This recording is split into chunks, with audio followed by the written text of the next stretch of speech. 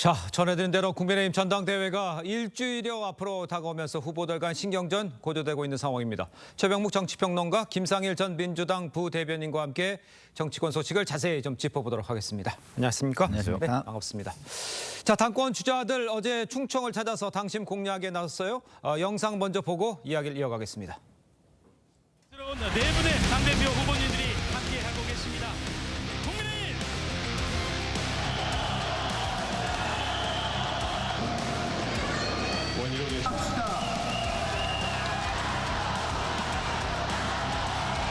충청의 딸 나경원입니다. 보수의 파괴적 혁신으로 우리 당 이기는 당으로 만들겠습니다. 7년 전에 들어갔다가 지옥을 경험한 탄핵의 입구인 대통령을 겨냥한 특검 반드시 막겠습니다, 여러분. 충청이 없으면은 대한민국이 없습니다. 그런데 우리는 충청의 민심을 잃었습니다. 충청 출신의 대통령을 배출하고도 충청을 못 챙겼습니다. 우리 충청이 우리 총선 과정에서 우리 국민의힘에 분노하셨습니다. 저희가 반성합니다. 여러분의 마음을 챙기겠습니다.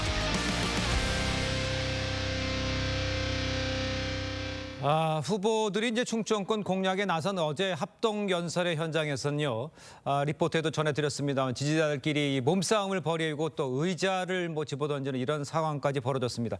걱정했던 일들이 지금 하나둘씩 나오는 게 아니야, 이런 지적은 어떻게 보십니까? 그렇죠. 이제 말싸움 정도야 사실 전당대회에서 흔히 있는 일이다 이렇게 판단이 되는데 이제 이게 저런 물리적 충돌까지 빚어지면 퇴행적이다 이런 비판을 받을 수밖에 없거든요. 예. 국민의힘이 전당대회를 통해서 새로운 지도부를 뽑겠다는 것은 이 총선 완패의 어떤 어려움을 극복하면서 뭔가 전기를 마련하겠다는 건데 그렇죠. 저런 행태를 계속 보였을 때 과연 국민의힘에 대한 기대가 오히려 전당대회 전보다 더 낮아지는 것 아니냐 하는 우려를 지금 당 안팎에서 아마 하지 않을 수가 없는 상황이 될 것이다. 예. 그래서 제가 보건대는 예. 저런 모습을 이제 당 선관위가 있지 않습니까? 그렇습니다. 선관위가 경찰 등 여러 가지 도움을 받아서 저런 부분을 국민들 앞에 보여주지 않는 것이 이 전당대회의 어떤 의미를 살리는 길이 아니겠는가 이렇게 생각합니다.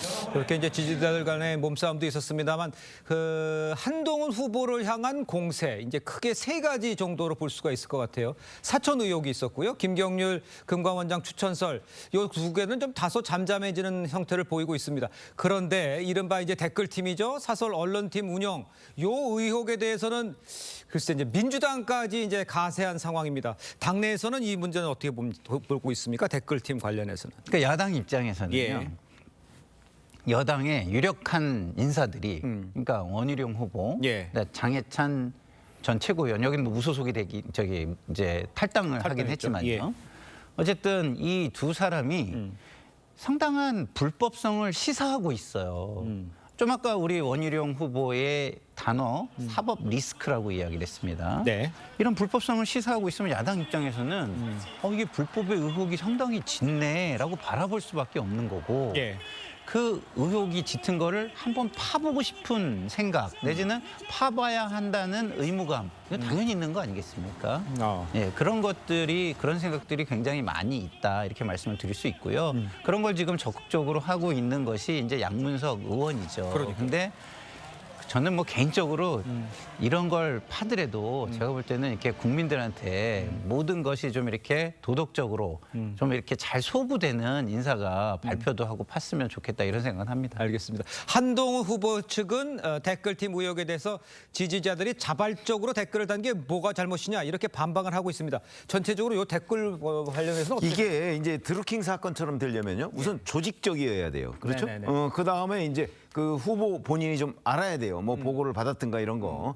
근데 이게 이제 현재까지는 분명하지가 않아요. 장해찬 전 최고위원이 이제 본인이 그 댓글팀에 있었다 이렇게 얘기를 하거든요. 그러니까요. 그러니까 그게 예를 들어서 한동훈 후보가 잘 모르는 상태에서 어떤 자발적인 어떤 모임이나 이런 것들 왜냐면 팬덤의 아주 특징적인 게 그런 거잖아요. 예. 그래서 그런 데에 있었던 건지 아니면 정말 한동훈 후보가 아는 상태에서 뭔가 지원을 하고 그래서 댓글팀을 운영한 것인지 예. 이런 부분이 현재 분명하지가 않잖아요. 아. 그래서 이제 지금 양문석 의원이 어제 발표한 것도 보면 댓글이 뭐 비슷한 것들이 많다 이런 얘기거든요. 그렇군가요. 그거는 어떤 팬덤의 몇 명이 사실 비슷한 댓글을 여기저기 올릴 수도 있는 거고 그렇지 않고 정말 그 원희룡 후보가 지금 얘기를 했듯이 실제로 댓글팀이 있어서 있어서 그 사람들이 조직적으로 여기저기에 올려서 이제 한동훈 후보 뭐 띄우기에 나섰는지 이런 부분은 지금 조사를 할 필요까지는 있겠다 싶은 생각이 듭니다. 그렇군요. 근데 짧게 예. 하나만 좀 제가 말씀을 드리면 장해찬 전 최고가 그 증거라고 내놓은 문자, 텔레그램 문자 있잖아요. 네네. 거기에 보면 자료를 공유하니 참여연대를 조져달라는 요청의 문자가 있어요. 그런 취지의 문자가. 예. 그러면은 그 자료라는 것은 어디서부터 공유된 것이며 이런 것들이 굉장히 큰 의심을 살 수 있는 부분입니다. 그래서 예. 댓글보다는 제가 볼 때는 실제로 장해찬 최고가 제시한 그런 부분이 예. 저는 더 큰 의혹의 부분이다. 저는 이런 생각이 듭니다. 그러니까 지금 뭐 팬덤에서 활동도 자발적으로 나와서 이렇게 댓글 올리 이런 거 수준은 넘었다라고 그 문구를 보면 볼 수 있다 이렇게 문구를 말씀하시는 거고. 보면은 그런 의혹을 가질 예. 수 있다고 봅니다. 알겠습니다.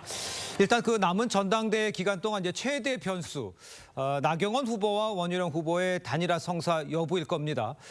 두 후보 모두 이제 서로 자신을 도우라 이렇게 팽팽히 기싸움을 벌이고 있는데 글쎄요, 윤상현 의원 같은 경우에는 이제 결과를 보면 단일화가 될 수 있는 상황이 자동적으로 만들어질 거다 이렇게까지 얘기를 하고 있는데 어떻게 보세요? 저는 윤상현 후보의 말이 정답이라고 봅니다. 그렇습니까? 무슨 얘기냐면 사실은 그 일주일밖에 안 남았다 그러지만 19일부터 모바일 투표 시작하잖아요. 그러니까요. 19일이면 며칠 안 남았어요. 예. 그리고 이제 이게 결선 투표가 없다면 모르지만 결선 투표 제도 자체가 있습니다. 예. 그러니까 만약에 한동훈 후보가 지금 뭐 가장 앞서가는 후보인데 예. 그 1차 투표에서 50%를 넘지 못하면 자연스럽게 결선 투표로 갈 것이고 네. 간다는 얘기는 2위 후보와 3위 후보가 뭐 대개 그 연대를 하게 되는 게 이제 자연스러운 현상이죠. 예. 그렇기 때문에 아마 그 전에 그 첫 번째 1차 투표에서부터 단일화를 한다? 별로 그럴 것 같지 않아요. 어차피 자연스럽게 될 텐데. 네네. 그리고 단일화해서도 1차 투표에서 한 사람이 과반을 넘길 수도 있잖아요. 그렇죠. 그러니까 그런 점에서 본다면 이게 그냥 앞으로 시간도 별로 없고 그다음에 서로 이게 밀고 당기기가 심한 상황에서 아마 이렇게 그냥 말만 오가다가 투표 국면으로 가지 않을까 이렇게 생각이 듭니다. 알겠습니다. 요 문제도 좀 짚어봐야 될 것 같아요. 총선 백서 발간 시기 문제를 놓고도요. 지금 날선 신경전을 벌어지고 있습니다. 지도부가 전당대회 이후로 가닥을 잡으면서 한 후보를 제외한 나머지 세 후보가 반발하고 있어요. 밖에서 보실 때는 네. 조금 더 객관적으로 볼 수 있을 것 같은데 네. 어떻게 보세요? 사실은 이런 그 총선 백서라는 거는 계획된 대로 이런 하냐 마냐 이런 논란이 없이 발표가 되는 게 맞죠. 네.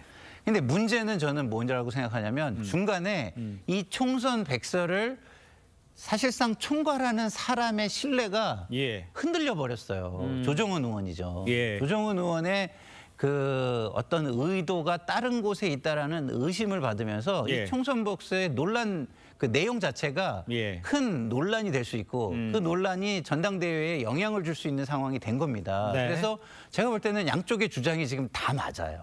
두 장 다 맞다. 네, 왜냐하면 나경원 후보나 다른 후보들이 얘기하는 거, 총선 백서는 당연히 순서대로 투명하게 계획대로 나와야죠.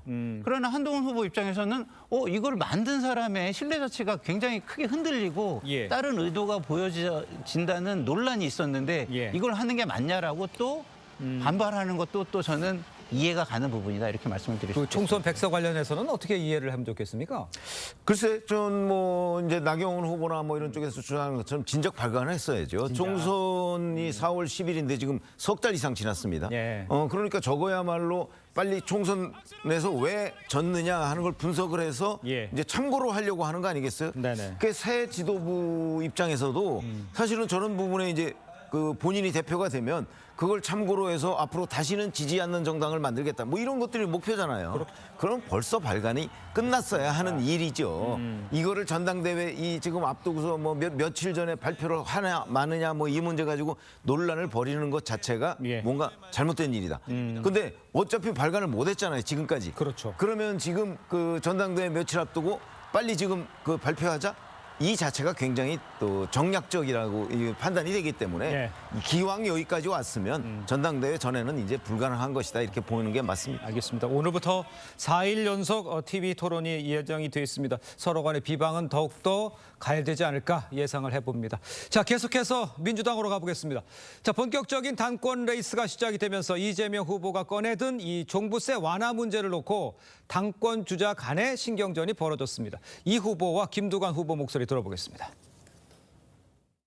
종부세와 금투세 또 세제와 관련해서 우리 당이 지켜온 나름대로의 원칙이라고 보거든요. 중도층을 내연을 확대한다는 차원에서 그렇게 유연하게 했는지 모르겠습니다만은 우리 당은 정체성을 지키는 범위 내에서 유연하게 정책을 가져가는 게 맞고 다양한 입장들을 조정해가는 게 정치인 것이고 또 거기에 국민들의 뜻을 존중해서 합리적인 결론을 내는 게 우리가 해야 될 일입니다. 저렇게 종부세 완화 얘기가 나오는데 그 당내 분위기는 어떻습니까? 기류는 어떤 겁니까? 이게 문재인 정부에서 좀 급하게 종부세를 강화할 때부터 당 내에는 상당한 불만이 있었죠. 그러니까 방향은 맞지만 예. 그게 너무 과도하거나 네네. 그러니까 국민과의 충분한 소통이 없이 단계적으로 안 하면 공감대를 잃는다 이런 문제의식이 있었습니다. 예. 그래서 이런 부분은 저는 오히려 이재명 대표, 지금 대표가 아니죠. 후보의 굉장히 실용적인 행정 능력을 오히려 저는 보여주는 부분이라고 봐요. 왜냐하면 방향은 그 방향에 맞죠. 근데 이게 징벌적으로 너무 과도하면 예. 안 되지 않습니까? 우리가 지금 문재인 정권을, 윤석열 정권을 놓고도 문제 삼는 게 같은 부분이에요. 네네. 방향은 맞을 수 있지만 공감대를 이루지 않고 너무 과하거나 너무 빠르게 움직이고 너무 독주한다 이런 게 문제인 건데 문재인 정부에서 종부세가 그런 부분에 해당하는 정책이었다라는 반성과 실용적 문제 제기가 있는 것이 사실입니다. 실용적 문제 제기라고 얘기를 했습니다만 아무래도 대권을 염두에 둔, 당권을 넘어 대권을 염두에 둔 행보다 이렇게 지적하면 그건 맞습니까? 저는 그렇게 해석하고 있습니다. 예. 그러니까 이 지금의 이재명이라는 정치인은 뭐 당권의 대도전에서 연임을 하느냐 마느냐 이런 데에 크게 관심이 있다기보다는 자꾸 본인을 대선과 연관시키는 이미지를 만들어가는 과정이에요. 그건 예. 왜 그러냐면 예. 그 사법 리스크 때문에 대선에 출마하지 못할 수도 있다 이런 우려들이 주변에 있잖아요. 예. 그 우려를 불식시키기 위해서 저는 이런 그 포석을 하고 있다고 보거든요. 그러니까 이재명이라는 정치인은 당내에 국한되지 않고 예. 자 앞으로 대선을 위해서 지금 한 발짝 한 발짝씩 나아가는 과정이다 하는 차원에서 이게 지금 당권 도전하는데 종부세 완화가 뭐 그렇게 중요합니까? 그거는 대선 공약이나 이런 거 하고 연관이 돼 있거든요. 네네. 그래서 저는 아마 그런 이미지를 만들어가는 일환이라고 지금 보고 있습니다. 예. 그렇다면 그 김두관 후보하고의 뭐 77.77 네네. 여기까지 얘기들 많고 그건 넘어선다 뭐 이런 얘기 있지 않습니까? 네네. 어떻게 보세요? 저는 뭐 이번에 대의원과 그 권리당원의 비중을 조정했잖아요. 뭐 그런 것들을 비롯해서 이게 이제 투표율도 중요하지만 예. 전체적으로 그냥 이렇게 쉽게 보면 77.8% 네. 이번에 이제 그 2년 전에 얻은 표잖아요. 그렇죠. 아마 이번에는 그걸 넘을 가능성이 대단히 높다 이렇게 봅니다. 그렇군요. 알겠습니다. 자, 이것도 빠르게 한번 짚어보겠습니다. 이재명 대표가요. 재판 소식인데 대북송금 재판을 서울중앙지법에서 받게 해달라 이런 병합심리 신청 대법원에서 기각됐습니다. 그러니까 서울과 이제 수원을 오가면서 4개의 재판을 동시에 받게 된 거예요. 좀 어떻게 사법리스크 부담이 한층 더 어떻게 보십니까? 이거는 기각된 상황에 대해서. 그래서 부담이 되니까 예. 부담을 줄이려고 한 건데. 예, 병합 신청을 한 것이고요. 그렇지만 이제 재판부에서 볼 때는 그 비슷한 사건들이 전부 다 수원 법원으로 가 있잖아요. 예. 그러니까 거기에서 비슷한 걸 다 하고 있는데 비슷한 데에 배당해가지고 일처리하는 게 행정적으로 맞다고 일단 보는 부분이 있는 거고요. 예네. 그다음에 또 하나는 기본적으로 이거를 병합을 하면은 이게 병합 사건은 마지막에 병합된 게 가장 마지막으로 이제 다뤄지잖아요. 다 끝나고 그 다음에 그렇죠. 하죠. 그러면 이게 앞에 있는 것들을 다 하고 난 다음에 하면은 지연이 몇 년 될 거 아닙니까? 그러니까요. 예. 그래서 이재명 대표가 이것을 재판을 지연하기 위한 걸 수도 있다라는 부분 그리고 그것이 국민들에게 또 하나의 큰 논란이 될 수 있다 이런 부분도 좀 감안한 거 아닌가 이런 생각이 들고요. 그리고 무엇보다도 이 법원 입장에서는 재판을 받는 사람들은 신속한 재판이라는 게 굉장히 중요한 권리이기도 하고 예. 법원의 의무이기도 해요. 예. 그래서 그 부분을 지켜야 한다 이런 부분이 작용한 것으로 그럼 보입니다. 병합을 합쳐달라고 했던 거는 재판 지연의 의도가 강하다 이렇게 이해를 했었으면 될까요? 저는 그렇게 이해하고 있습니다. 예. 왜 그러냐면 지금 현재 대장동, 백현동에 있는 서울중앙지법 형사합의 33부라는 데가 4개의 그 범죄 혐의를 재판하고 있잖아요. 네네. 거기다 이것까지 합치면요. 네네. 아주 큰 덩어리 5개가 되는 겁니다. 이렇게 되면 대북 송금 재판을 아마 2027년 대선까지 착수도 못할 거예요. 네. 그런 부분이 저는 가장 큰 원인이 아닐까 싶습니다. 알겠습니다. 자, 다음 소식도 짚어보겠습니다. 19일, 26일로 예정된 윤석열 대통령 탄핵 청원 청문회를 두고 여야의 대립이 이어지고 있습니다. 박찬대, 추경호 원내대표 이야기를 먼저 듣겠습니다. 진상 은폐를 위한 특검법 발목 잡기에만 매달렸습니다.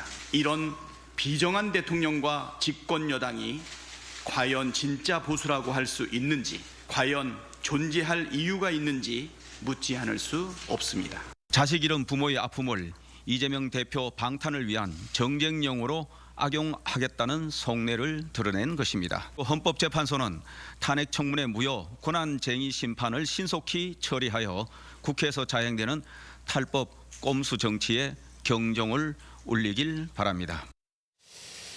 야당이 윤 대통령 청원 청문회 관련 출석 요구서 수령을 거부했다는 이유로 이 정진석 비서실장 등을 공수처에 고발을 했습니다. 야당의 고발 조치까지 나선 이 상황은 어떻게 평가를 해야 되겠습니까? 이게 기본적으로 이 문제를 가지고 청문회를 여는 게 맞느냐, 이게 위법이냐 아니냐, 이 논란으로 지금 부딪힌 거거든요. 맞죠. 그래서 이제 여당은 위법적 청문회이기 때문에 위법적 청문회에 따른 여러 가지의 어떤 과정을 네네. 여당으로서 수용할 수가 없는 거죠. 그래서 이제 저 청문회 출석 요구서도 수령을 거부한 겁니다. 네. 위법적인 데서 기인해서 여기까지 왔다 이런 뜻이고 예. 이게 이제 국회 특히 정청래 법사위원장은 모든 게 다 합법이다 이렇게 주장을 하고 있기 때문에 예. 이건 누군가가 아마 판별을 해주지 않으면 불법과 합법으로 이렇게 지금 충돌해 있는 상태이기 때문에 예. 아마 제대로 굴러갈 수가 없는 상황이 될 것입니다. 그러니까 뭐 헌법재판소가 이 권한쟁의 심판을 빨리 어떻게 하든가 아니면 하여튼 다른 방법으로도 어떤 법적인 심판을 내려주지 않으면 예. 아마 집권당으로서는 이 위법이라는 입장을 거두지 않을 것이기 때문에 청문회가 제대로 열리지 않고 열린다고 하더라도 민주당 단독 이 정도가 될 가능성이 아주 높다고 봅니다. 아니 그러면 권한쟁의 심판의 결과가 나오기 전까지는 민주당이 직접 밀어붙여서 갈 수는 없는 상황인가요? 어떻게 밀어붙여서 가죠. 밀어붙여 갑니까? 네, 아. 가고 기본적으로 이런 거랑 똑같은 거예요. 양쪽이 제가 볼 때는 너무 과도해요. 둘 다. 네네. 이 부분에 있어서는 지금 이 탄핵 청원에 대해서는 민주당이 과도하고요. 예. 그 이전에 다른 행정 부분 있잖아요. 방통이라든가 검찰의 어떤 시행령 행정이라든가 이런 거는 지금 윤석열 정권이나 여당이 과도해요. 예. 그러니까 서로 하는 게 똑같습니다. 예를 들어서 입법 취지를 지금 이야기하잖아요. 여당에서. 근데 그동안 야당에서 방통위 입법 취지 그렇게 많이 얘기했지 않습니까? 입법 취지에 맞게 하라고. 예. 그리고 검찰 법률을 물론 우리가 검수완박이라고 비판은 하지만 입법 취지에 맞게 하라고 어쨌든 법률을 만들었는데 예. 시행령으로 그걸 다 우회하거나 따르게 해버리잖아요. 예. 그러니까 양쪽 모두가 어떤 룰을 지켜가면서 싸우려고 하는 내지는 경쟁하려고 하는 이런 생각은 제가 볼 때는 거의 다 버렸고요. 예. 서로에게 타격을 주고 서로를 이길 수만 있으면 된다는 쪽으로 모두가 변해가고 있는 상황이다.